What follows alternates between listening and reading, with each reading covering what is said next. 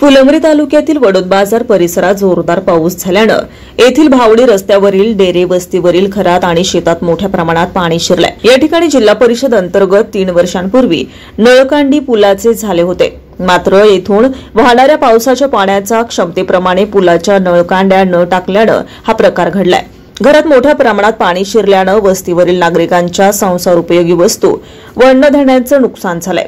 डेरे वस्तीवरील नळकांडी पुलाचं काम 3 वर्षांपूर्वी जिल्हा परिषद अंतर्गत झाले होते, मात्र येथून वाहणाऱ्या पाण्याच्या क्षमतेचा अंदाज न घेता संबंधित अभियंत्यांनी हे काम कमी क्षमतेच्या नळकांड्या वापरून काम आटोपलं आहे। संबंधित अभियंत्याच्या चुकीमुळे या वस्तींमध्ये तेव्हापासून मोठा पाऊस झाला की पाणी या नळकांड्यांमधून न जाता शेतकऱ्यांच्या शेतात आणि घरात शिरते आणि मोठे नुकसान होते। तर आता या संपूर्ण रस्त्याचे मुख्यमंत्री ग्रामसडक योजनेतून काम मंजूर होऊन देखील या कामाला सुरुवात झाली नाही।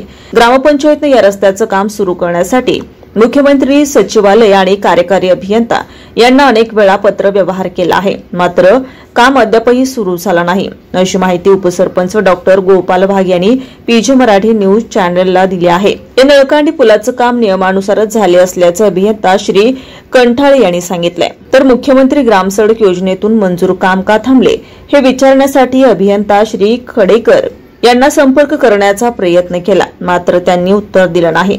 परिसरात शनिवारी रोजी दिवसभर धुवाधार पाऊस झाल्याने मोठ्या प्रमाणात पावसाचे पाणी शेतात शिरले आणि घरात देखील शिरले। डेरे वस्तीवरील संतोष डेरे, ऋषिकेश डेरे, गिरजाराम डेरे, सोमीनाथ डेरे, जनार्दन डेरे, अशोक डेरे, कौतिक डेरे, माणिक डेरे, गंगाधर डेरे आदी शेतकऱ्यांच्या घरामध्ये पाणी घुसून संसारोपयोगी वस्तूची आणि अन्नधान्याचं मोठ्या प्रमाणात नुकसान झालंय। पीजे मराठी न्यूज चॅनलसाठी मुख्य संपादक प्रवीण एखंडे, फुलंब्री, छत्रपती संभाजीनगर।